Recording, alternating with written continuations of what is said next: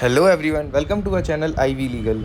In continuation to Evidence Act lecture series, today we are going to start with chapter 10 of Evidence Act. We have almost come to the completion of this act. This chapter basically deals with examination of witnesses as dealt under section 135 to 166. So, यहाँ पर क्या discuss किया गया है कि witness का examination कैसे होगा, what is an evidence, who is competent witness, in what all cases witnesses are required, what is the statement to be extracted from witnesses. All these we have discussed. Now coming on to the point ki how is the examination of witness taking place. It varies from civil case to criminal case. So the very first section of this chapter talks about this itself, that is section 135. It talks about order of production and examination of witness. It states that the order of production and examination of witness is regulated by order 18 of CPC and chapter 18, 20, 21, 22, 23 of CRPC.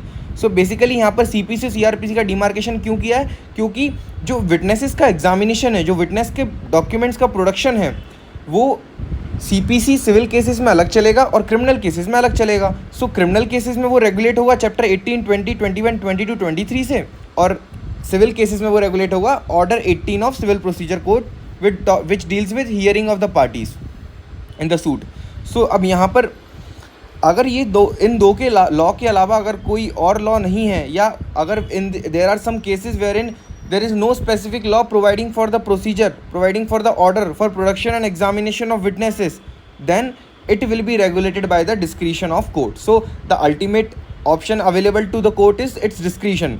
But prior to that, in civil cases it will be regulated by order 18 of CPC. In criminal cases it will be regulated by chapter 18 to 23 of CRPC. अब civil cases में क्या होता है? Now this is important to discuss here that in civil cases usually the party on whom burden of proof lies, BOP here means burden of proof. So the party on whom burden of proof lies examines his witness first. Civil cases में जिस party के ऊपर burden of proof है वो अपने witness को पहले examine करेगा. While in civil cases however the prosecution has to examine its witness first. तो प्रोसिक्यूशन में क्लियर है, सिविल क्रिमिनल केसेस में क्लियर है कि प्रोसिक्यूशन को अपने विटनेस को एग्जामिन करना पड़ेगा पहले. बट सिविल केसेस में यही सेम चीज़ प्लेंटिफ पे नहीं डाली गई है. ये बताया गया है कि जिस पार्टी के ऊपर बर्डन ऑफ प्रूफ है वो अपने विटनेस को पहले एग्जामिन करेगा. So this was all about this section, जहाँ पर हमने डिस्कस किया कि विटनेस का एग्जामिनेशन और प्रोडक्शन कैसे होता है और वो कैसे रेगुलेट होता है. मिलेंगे अगली वीडियो में जहाँ बात करेंगे कुछ और सेक्शंस के बारे में. अगर आपको वीडियो पसंद आई है do like and subscribe our channel for regular notifications. Good bye, thank you.